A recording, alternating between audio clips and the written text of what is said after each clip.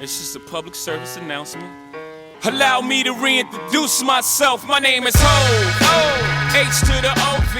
I used to move snowflakes.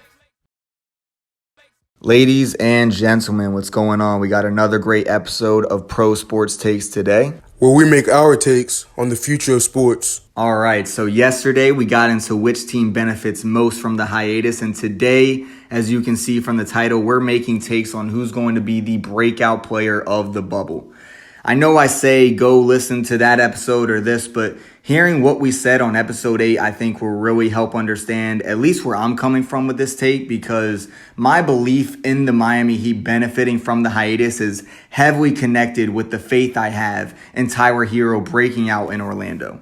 The rookie guard has all the makings of a future all-star and has already shown his ability to hit big shots in big moments this year, like when he put away the Philadelphia 76ers. Yet when you look at the stat sheet, Herro's only averaging 13 points a game on 41% shooting this season. That's chum's change compared to what he's capable of, and he showed that the other day when he put up 20 points in Miami's second scrimmage of the restart. And that was with only making 1 of 5 three-point attempts. The 20-year-old has been working side by side with Jimmy Butler during this preparation time, and you know those two are committed to doing absolutely everything they can to focus on the game and compete for a championship. There's also just something about Herro that's unexplainable, like that it factor kind of thing, and the Kentucky Hooper definitely has it. This kind of atmosphere and setting they'll be in this summer seems like exactly what will help Herro get in his bag and go off for around 20 points a game as compared to the 13 or whatever he was putting up during the season, and really establish himself as a major contributor for Miami's upcoming playoff run. I'm going to go with an unexpected pick for my breakout player of the bubble, and I'm going to go with a Curry, but clearly that's not Steph, because the Warriors are not in form, mainly due to the injuries that they've sustained at the end of last year and even at points this year, including trading D'Angelo Russell and amongst plenty of other things.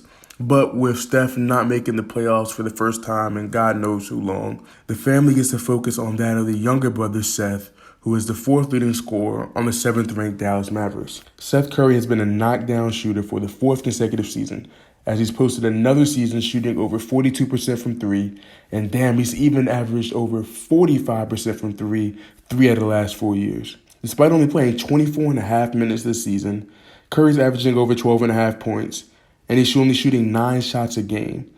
But he's shooting those 9 shots of the game at a 50% clip. Now, I just sat here and threw all these numbers at you, and I just wanted to do that just to let you guys know that this kid is really a serious shooter. He really doesn't miss shots, and nothing proves that more than statistics. And even though you watch the younger Curry play, he has that shooter's expertise. Obviously, he has a smooth and fluid jumper because it's simply in the family, but he's really developed an knack for bending off screens, setting up his defender, and moving efficiently without the basketball. Seth is out here putting up just as good numbers as Duncan Robinson and 5 less minutes per game, but he's getting half the recognition across the NBA. For some reason, this Curry continues to fall under the radar after fighting his way into the league in the first place. Seth has the ability to really put up J.J. Redick-type numbers, and it seems that he's found the correct opportunity in Dallas. And Seth was even on the squad 2 years ago, but they made the mistake of letting him walk. But everything he knows that nowadays shooters get paid, so they brought him back on a 4-year, $32 million deal. And even though the Mavericks are a good young team, they're lacking the pieces that it really takes to win a championship.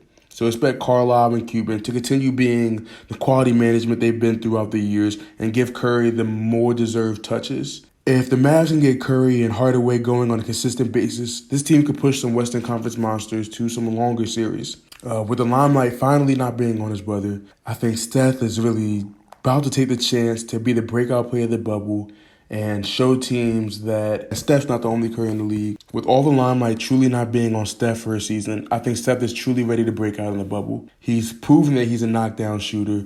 All the statistics are out there. If you sit there and watch the film, you see that he's truly a pure shooter and that he is an offensive weapon that any team could really use. So with that being said, Seth's ready to come out, shooting jumpers, throwing them up, and he's going to have that Steph mentality this offseason. So don't be surprised if the Mavericks push a couple teams and you see Seth really get some great recognition from the announcers throughout this postseason. Okay, Seth Curry coming out of Steph's shadow. I like it. So there you go. You got the young guy in Tyler Herro and the veteran in Seth Curry. Those are the people to watch in the bubble. So lock it in. That's our take for the day. And you can find all pro sports takes on prosportsoutlook.com, or even better, if you're already subscribed to Pro Sports Outlook's YouTube channel. And that wraps up this episode of Pro Sports Takes. And remember, we encourage everyone to go ahead and leave comments about the player or even the team you want us to discuss.